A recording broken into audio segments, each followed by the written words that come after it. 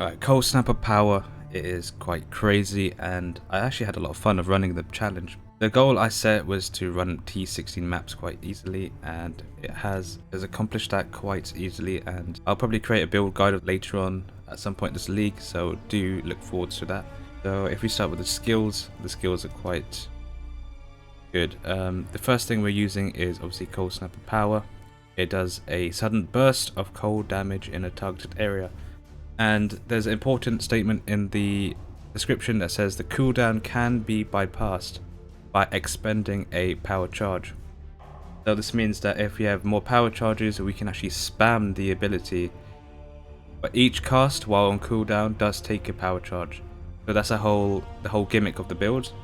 And since we'll be getting a lot of power charges and lots of ways of getting power charges, it is quite crazy.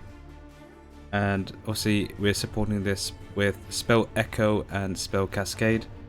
These just mean that more AOE, and pair that with Inspiration, because Inspiration reduces mana cost and it gives us some more damage. So the other point of the Cold Snapper power, it says that 40% chance to gain a power charge and critical strike.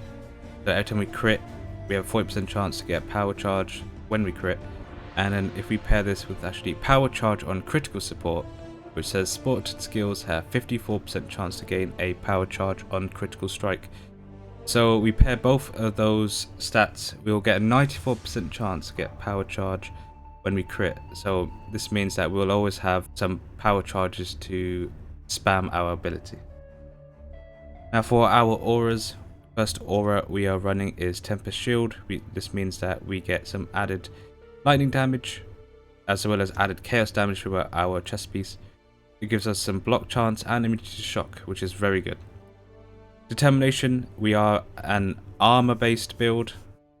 Herald Device, the Herald Device is absolutely crazy for clear. And then Discipline, going CI, we will need as much energy shield as possible. And Hatred, I want to talk about Hatred and how we're going to run Hatred.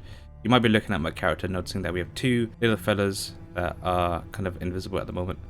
So we're going to actually be using Guardian's Blessing. Guardian's Blessing means that we can only use Guardian's Blessing if we support it with a minion gem. There's also a downside to this. As you can read, minions from supported skills take 14.3% of their total maximum life and energy shield as physical damage per second, while you have an aura from a support skill. So the aura that's supported to Guardian's Blessing will cause your minions to take damage. As you can see, if I cast it, they're taking damage. And a way to combat this, because your minions will die, is we're going to be using the Spectre Dark Marionette, because when it dies, it respawns. So then we can cast it again. The first gear we're going to be using, or the first set of gear we're going to be using, is obviously the Ralakesh Badge and Void Battery Synergy. Ralakesh means that we will always have our maximum power charges available, as well as frenzy charges through using Badge of the Brotherhood. Void Battery is there so we get increased damage as well as an additional power charge.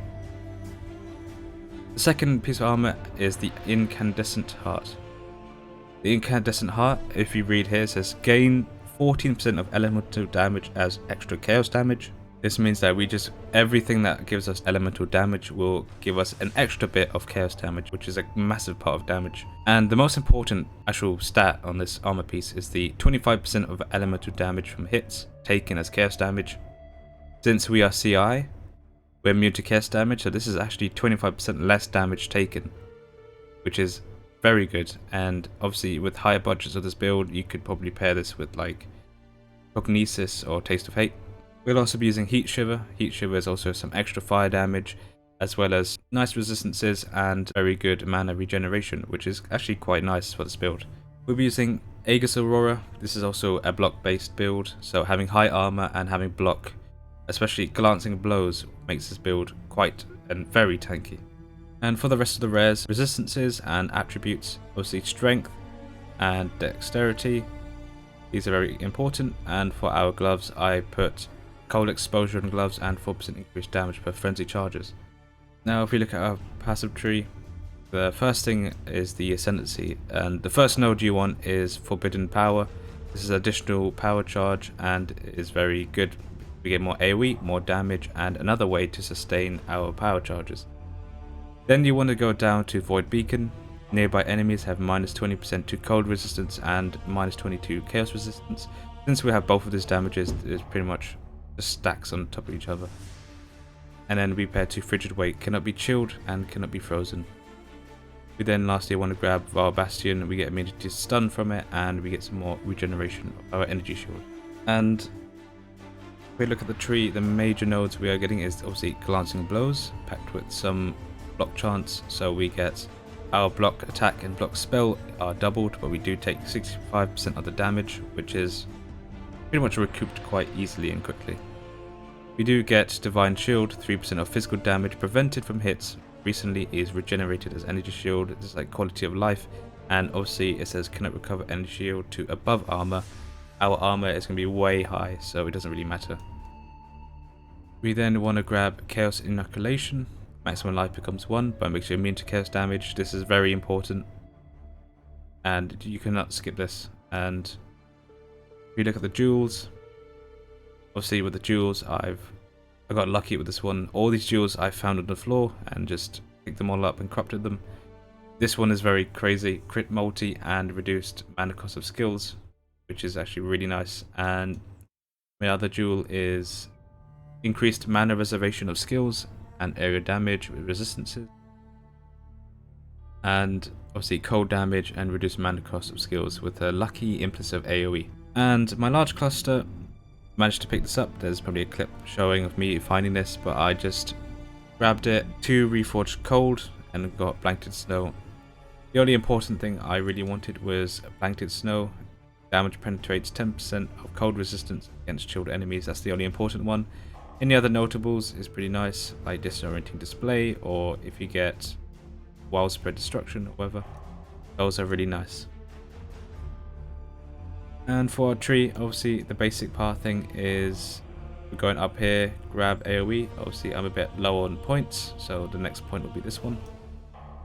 Grab this crit multi, grab the AOE clusters, the AOE nodes, more multi, the mana reservation and increased auras, more crit multi and crit chance, grab infused, grab instability and Disciple of the Forbidden. Have some more cold damage and penetration. With this, Deep Thoughts is very important. We get increased mana reservation efficient skills. Some more energy shield, more defenses, some more crit multi, and more mana reservation. And then the rest is pretty much obviously overcharge, faith and steel, and yeah, more defenses. Obviously, this is a 1 divine challenge, so I've stuck to only using 1 divine worth of gear, but you can probably get better clusters. Obviously, this build everyone was excited about. Community in my Discord server, which I'll have a link down below, and it is quite a nice community. It's growing, there's more people in it, and makes it much more fun. Thank you for watching, and I appreciate it.